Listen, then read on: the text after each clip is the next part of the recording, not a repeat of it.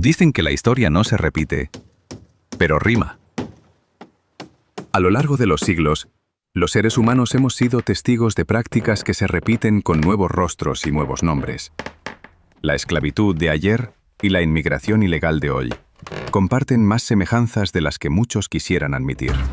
El Partido Demócrata, que representaba la izquierda estadounidense del siglo XIX, fue el gran defensor de la esclavitud. Su líder más visible, Jefferson Davis, presidente de los Estados Confederados. Pero, ¿por qué defendían con tanto fervor la esclavitud? La respuesta estaba en sus intereses económicos, políticos y culturales. Las fortunas del sur dependían de la mano de obra esclava, y su poder en el Congreso se sostenía en mantener estados esclavistas. El número de estados esclavistas y libres determinaba el equilibrio en el Senado, y por eso los demócratas luchaban para que cada nuevo territorio admitido en la Unión aceptara la esclavitud, garantizando así su mayoría política. Este mapa muestra cómo Estados Unidos se partió en dos durante la Guerra de Secesión. Los estados del sur, color rojo, dominados por el Partido Demócrata, defendieron la esclavitud y formaron la Confederación. Los estados del norte, color azul, de mayoría republicana, la rechazaron y permanecieron en la Unión. En medio, los estados fronterizos, color amarillo, eran esclavistas pero no se separaron, y su lealtad fue clave para el equilibrio de fuerzas. Además, los territorios del oeste se convirtieron en una zona de disputa política, color gris, y militar. Cada bando quería controlarlos para ganar poder en el Congreso y asegurar el futuro de la esclavitud o de la libertad. Además, la religión y la jerarquía racial se usaban como justificación moral, mientras que liberar a los esclavos significaba también competir con los trabajadores blancos pobres, desestabilizando todo el orden social del sur. Proteger la esclavitud era en la práctica proteger su poder político nacional.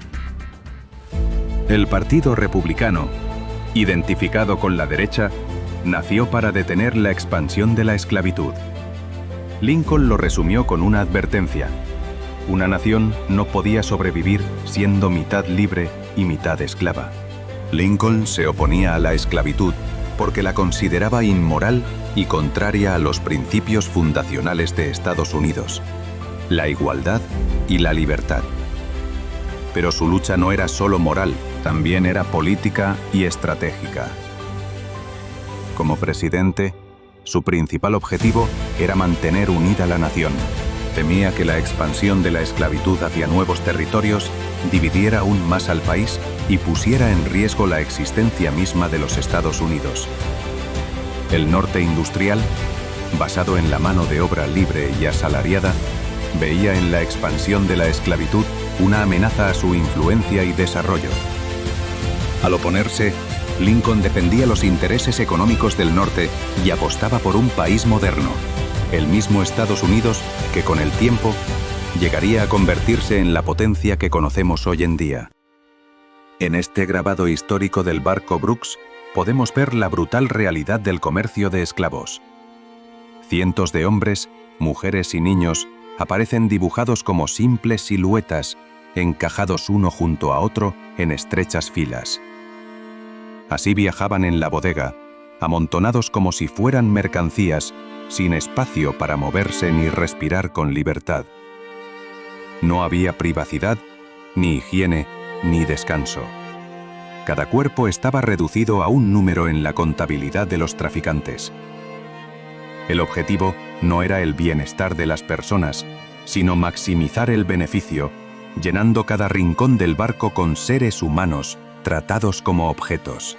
El viaje hasta América era un infierno. Entre un 15% y un 20% moría en el mar. Casi 2 millones de personas nunca llegaron a tierra. Una vez llegaban a tierra, los esclavos eran condenados a la ignorancia. La ley les prohibía aprender a leer o escribir.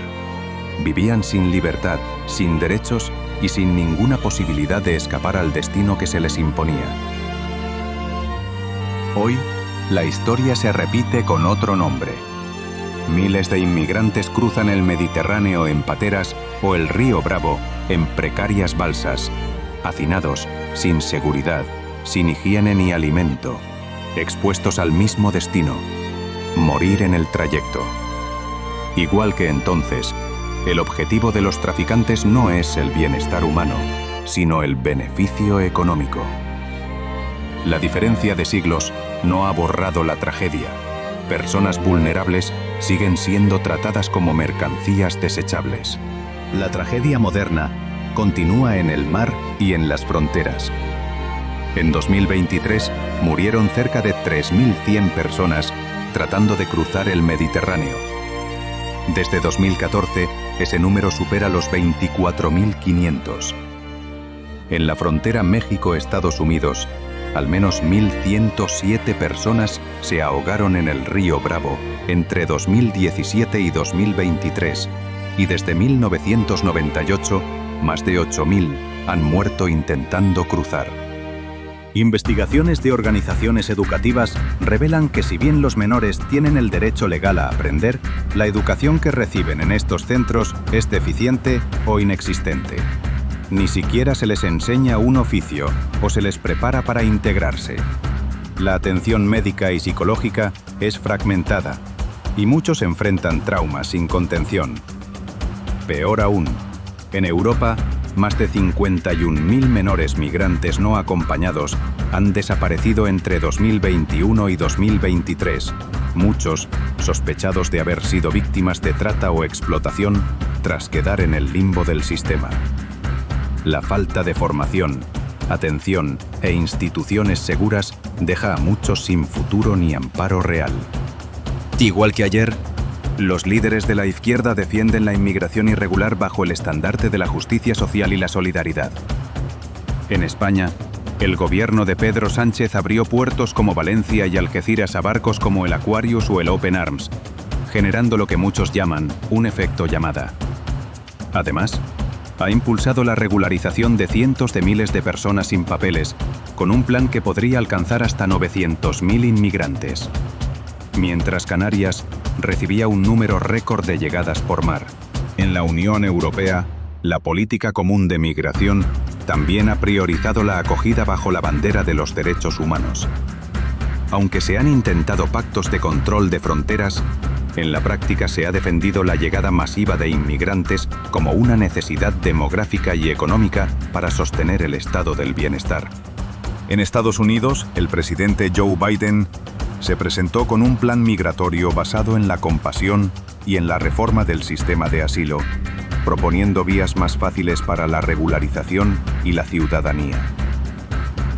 Estas medidas han sido interpretadas como un incentivo para miles de migrantes que arriesgan su vida en el río Bravo. El discurso es de solidaridad, pero la realidad es otra. Detrás de estas políticas se esconde un sistema que garantiza mano de obra barata, dependiente y sin derechos plenos, mientras se utiliza la bandera de la justicia social como escudo moral y como estrategia para mantener poder político. La esclavitud fue defendida en su momento como un mal necesario, y hoy se hace un argumento parecido con la inmigración ilegal. La historia nos recuerda que todo sistema basado en la explotación y en la deshumanización termina generando conflicto, dolor y transformación.